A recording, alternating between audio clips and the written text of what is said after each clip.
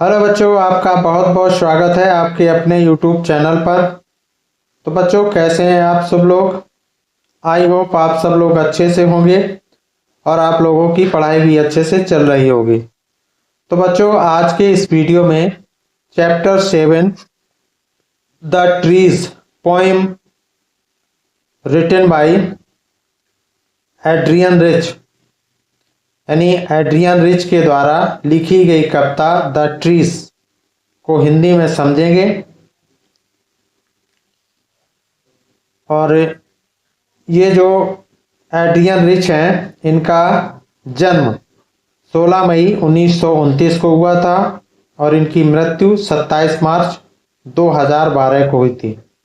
ये एक Adrian rich एक अमेरिकी कवि यानी अमेरिकी पोइट थी, एसेसिस्ट थी यानी कि एक निबंधकार थी और नारीवादी थी। उन्हें 20वीं सदी के उत्तरार्ध की सबसे ज़्यादा पढ़ी जाने वाली और प्रभावशाली कवियों में से एक कहा जाता था और उन्हें महिलाओं और समलैंगिकों के उत्पीड़न को काव्य विमर्श में सबसे आगे लाने का श्रेय दिया जाता है। और इस कविता के विषय में पेड़ एक छोटी प्रतीक, ये जो द ट्रीज है ये एक छोटी प्रतीकात्मक कविता है जो पेड़ों की गतिविधि पर केंद्रित है और जो शुरू में घर के अंदर रहते हैं लेकिन जंगल में स्वतंत्रता की तलाश में भागना चाहते हैं। पेड़ प्राकृतिक व्यवहार और विशेष रूप से नारीत्व की प्रकृति का प्रतिनिधित्व करती है, यानी नारीत्व की प्रकृति का प्रतिनिधित्व करते हैं। और इस कविता को जो चीज आसमान बनाती है वह है पेड़ों के प्रति इस कवि का रवैया।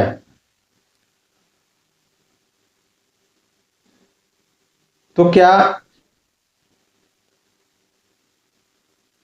पेड़ों के बिना जंगल हो सकता है?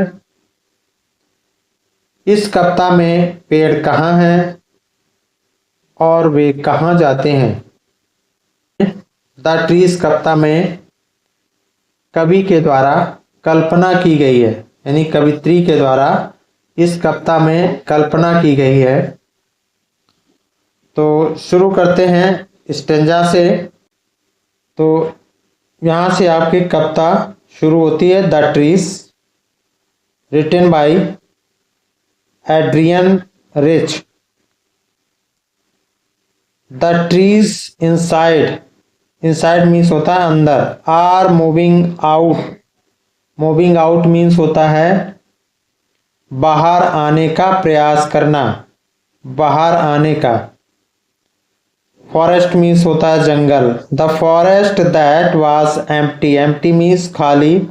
All these days where no bird could sit. Insect means होते हैं कीट, कीड़े मकोड़े। हाइड मीन्स छिपना या छिपाना। द सन बरी मीन्स क्या होता है? तो बरी मीन्स होता है दफनाया हुआ या गाड़ना।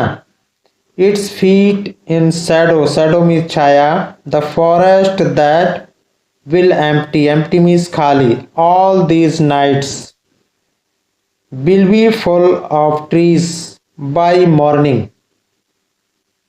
तो इन पंक्तियों के माध्यम से कवित्री यह कहते हुए अपनी कल्पना का प्रयोग करती है कि पेड़ चल रहे हैं किंतु वास्तव में पेड़ चल नहीं रहे हैं।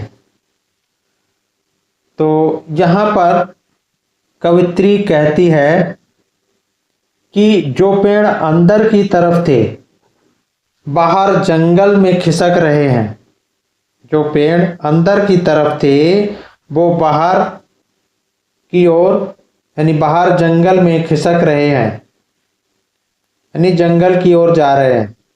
और वह जंगल जो इतने दिनों से खाली था, एम्प्टी मीन्स खाली, वह जंगल जो इतने दिनों से खाली था, जहां पर where no bird could sit, जहां पर कोई पक्षी नहीं बैठ सकता था, नो इंसेक्ट हाइड, और न कोई कीड़ा ही छिप सकता था, द सन बरी इट्स फीट इन शैडो, और न कोई शूर यानी कोई सूर अपने किरणों रूपी पैरों को छाया में नहीं छिपा सकता था, the forest that was empty all these nights, वह जंगल इन सभी रातों को खाली था, will be full of trees by morning, सुबह तक पेड़ों से भर जाएगा।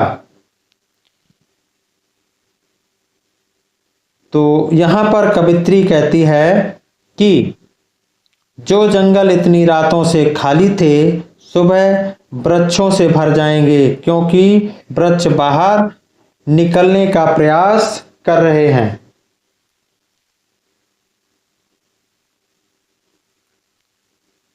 All night the roots work to disengage, disengage means होता है मुक्त होना, them self from the cracks, cracks means होता है टूटना, in the veranda floor, the leaves stand towards the grass, stand means होता है प्रेशर दबाव, स्टैंड मीन्स दबाव, स्मॉल ट्विक्स, और ट्विक्स मीन्स होता है टहनी, ट्विक्स मीन्स टहनी, और स्टिफ मीन्स होता है कठोर, स्टिफ, स्टिफ मीन्स कठोर, ट्विक्स मीन्स टहनी, विद एक्सर्शन, एक्सर्शन मीन्स होता है अत्यधिक यानी प्रयास करना, एक्सर्शन मीन्स प्रयास करना, long cramped bugs shuffling under the roof, bugs means होता है बग्स, बग्स मीन्स होता है पेड़ की बड़ी शाखाएं, लाइक न्यूली डिस्चार्ज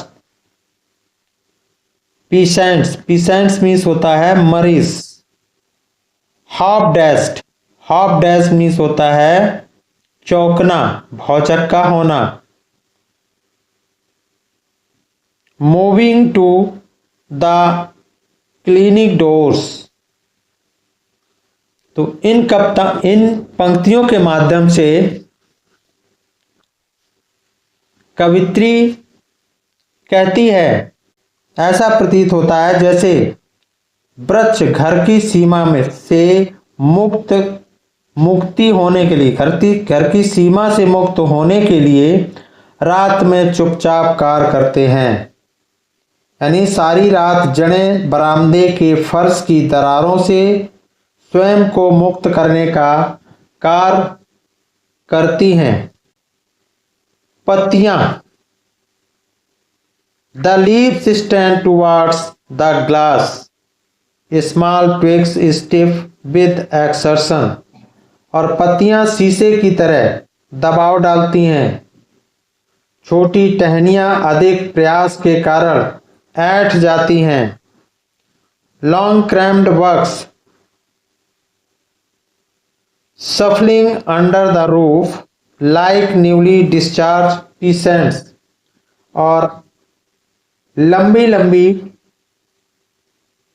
यानी लंबी तंग शाखाएं यानी छोटी शाखाएं छत के नीचे रगड़ खाकर ऐसी हो गई हैं मानो जैसे क्लिनिक के दरवाजे के बाहर, half dash moving the clinging doors,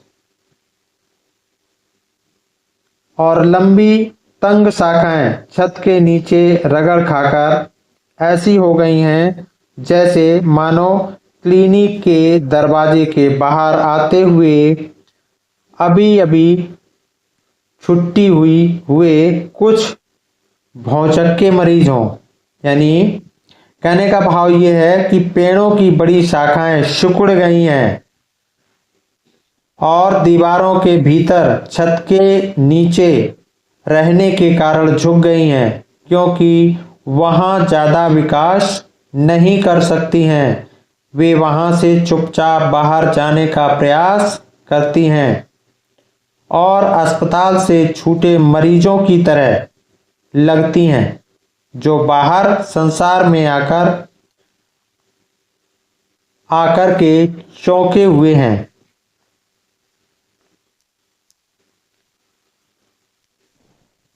I sit inside. Doors open the veranda, writing long letters in which I scarcely means बड़ी मुश्किल से, mention the departure, departure means चले जाना, of the forest from the house. The night is fresh, the whole moon shines in a sky still open. The smell of leaves and lichen. Lichen means होता है काई, काई जिसको कहते हैं,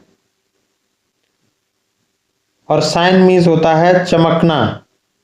still reach like a voice into the rooms. उसमें कवित्री स्वयं ये महसूस करती हो कि कवित्री कहती है कि मैं बारामदे की ओर खुलने वाले दरवाजे को खुला रखकर अंदर बैठी हुई हूं और लंबे लंबे पत्र लिख रही हूं। In which I scarcely mention the departure of the forest from the house, जिनमें मैं मुश्किल से ही घर से जंगल के प्रस्थान की चर्चा करती हूं। यानी वो कवित्री लंबे लंबे पत्र लिख रही है जिसमें वह मुश्किल से पेड़ों के घर से प्रस्थान करने का उल्लेख करती है। रात्रि, the night is fresh, the whole moon shines in the sky still open. रात्र एकदम साफ है और पूरा चंद्रमा अब भी खुले आकाश में चमक रहा है। The smell of leaves and the lichen still reach like a voice into the rooms, और एक आवाज की तरह, आवाज की भांति पत्तियों के शैवाल यानी काई की महक कमरों तक पहुंच रही है।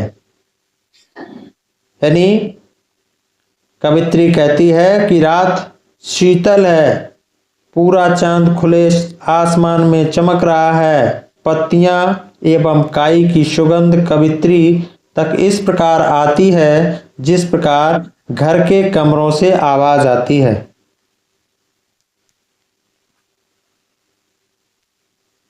My head is full of whispers,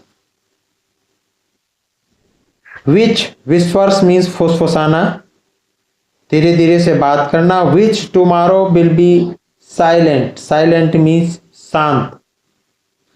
Listen means सुनना, listen the glass is breaking, the trees are stumbling,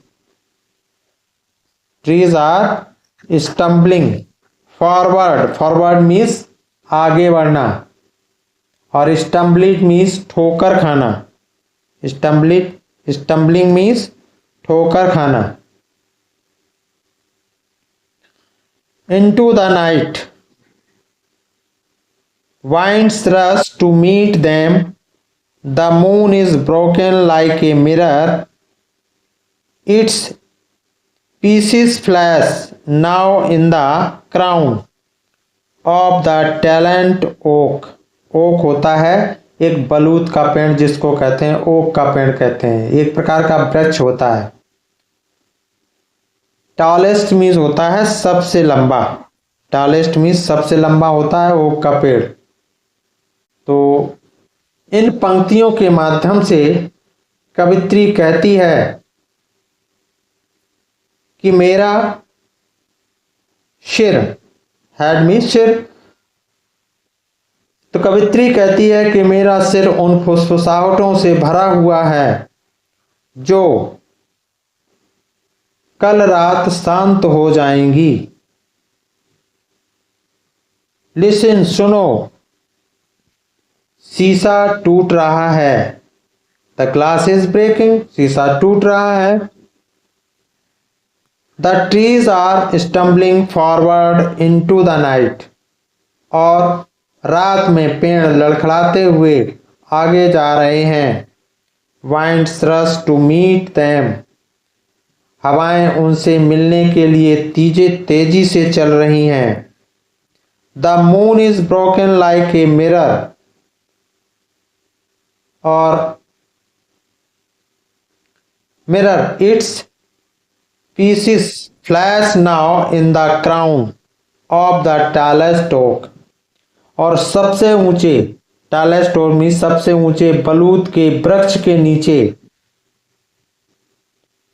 हवाएं उनसे मिलने के लिए तेजी से चल रही हैं, और सबसे ऊंचे बलूत के वृक्ष के बीच में चमकता हुआ चांद शीशे की तरह, शीशे की भांत टूटा हुआ प्रतीत होता है, टूटा हुआ मालूम पड़ता है। और इसके टुकड़े अब सबसे लंबे बलूत के पेड़ के ताज में चमक रहे हैं। यानी कहने का भाव है कि जंगल में जाने के पश्चात लंबे वृक्ष जंगल में सीधे खड़े होते हैं और उनकी शाखाएं चंद्रमा को ढक लेती हैं, जिससे वह टूटे शीशे की तरह दिखाई देता है। चंद्रमा के टूटे टुकड़े सबसे लंबे ओक वृक्ष के शीर्ष के मुकुट जैसे प्रतीत होते हैं। तो बच्चों, आई होप आपको वीडियो पसंद आई होगी, तो वीडियो को लाइक करें और चैनल को सब्सक्राइब करें, कमेंट करें, शेयर करें। Thanks for watching. फिर मिलते हैं नेक्स्ट वीडियो में। Thank you so much.